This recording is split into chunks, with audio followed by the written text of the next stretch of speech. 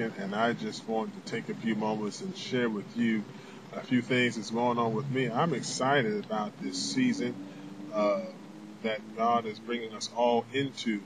And 2010 has been quite a tumultuous year for many of us. And it's almost like sometimes when you had a rough year, you almost get to the place where it's like, okay, let's go ahead and just get this year over with so we can start the next year. But listen, everything that we've gone through over this year, we can complain, we can, murmur and take ourselves and sit in sackcloth and ashes and be all upset and bent out of shape and lose our joy. But that's really not the best response. I want to share with you yesterday in our service, I decided to sing the song by Walter Hawkins. Thank you, Lord, for all you've done for me. And that song, there are oftentimes when we sing to minister to God, or we sing to minister, or encourage, or edify others. However, when I sang that song on yesterday, I had to sing that for my own deliverance, my own breakthrough. Had just experienced some things, even on Saturday, the night before, and I was just like, okay, all right, I'm at my limit now. I think I have reached my limit. But when I wanted to complain and sit in sackcloth and ashes and feel sorry for myself, sit in a bowl of pity, feeling sorry for myself, I thought about that song during service. It says tragedies are commonplace, all kinds of diseases, people are slipping away, the economy's down, people can't get any pay. Doesn't that sound like right now with many of you? And correct that, many of you.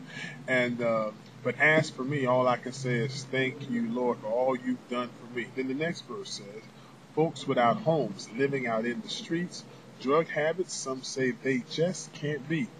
Muggers and robbers, no place seems to be safe, but God, you've been my protection every step of the way. Thank you, Lord, for all you've done for me. And so that song really ministered to me yesterday because I tell you, all I kept hearing in my spirit, even as the afternoon, the evening went on, yesterday was, it could have been me.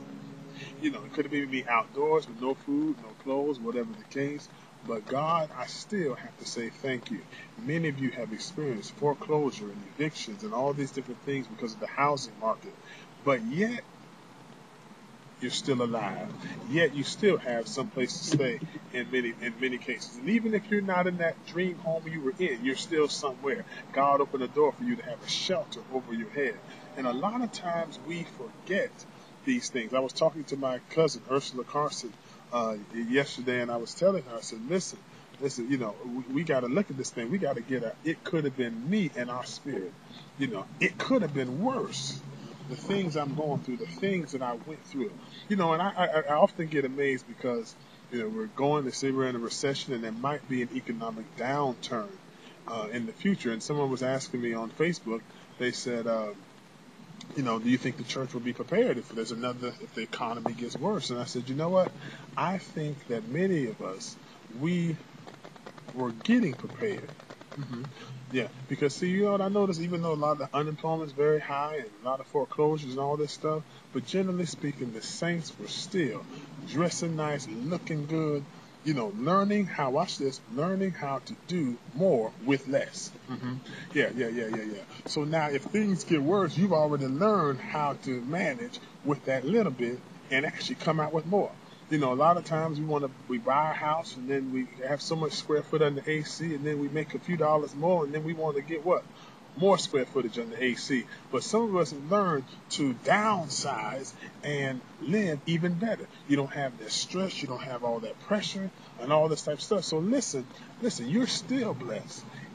You're still doing good. And you've got to realize that. You got to say, thank you, Lord, for all you've done for me. You got to get that down in your spirit when you want to complain, when you want to put ashes on your face and sit in sackcloth and get this. And listen, let me throw this in there before I go. I also went to visit Mount Tabor Missionary Baptist Church in yesterday after my service, and it was so funny. I was sitting there, and the preacher was preaching, and he was talking about how Satan tempted Jesus. And in Matthew 4:10, it talks about how Jesus said, get thee hence, Let me tell you something. When folk come to try to tempt you, now watch this, tempt you with wanting to complain, tempt you with wanting to criticize your own self, tempt you with wanting to be sad and downtrodden, you got to tell those folk, get thee hence. As the young folks say, tell them to go kick some rocks. In other words, you have got to tell them, get thee hence. Folk come to you with mess, come folk to you with foolishness, folk come to you with drama. You got to tell them, get thee hence. I'm going to keep a thank you, Lord, in my spirit. Listen, I want to encourage you today, no matter what time of day, night, evening. Listen, if you didn't have something together, you couldn't even be watching this video blog right now. You got to have internet somewhere, even if you're getting it free. Come on now. We take so many things for granted. Listen, God has so many blessings for you, and I just want to encourage you. I'm going to be sharing more from a personal experience, because I've gone to hell and back and still survived in the last year. But listen, I'm still right here, and I'm not looking half bad. Maybe I am, but I don't feel like it. Anyway, God has a blessing for you, and I'm going to be sharing with you out of my own personal experiences.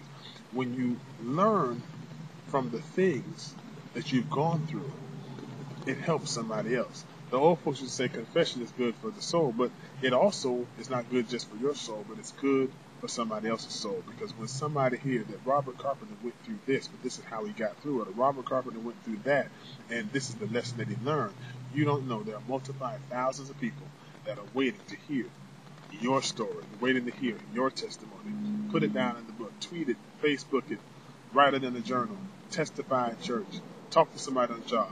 Your story is just important. Remember, number one, get a "it could have been me" spirit on your lips. Tell the Lord thank you. Then, what do you got to do? Folk come to you with foolishness. Tell them, get thee hence. And 3, don't ever forget to share your story, share your testimony.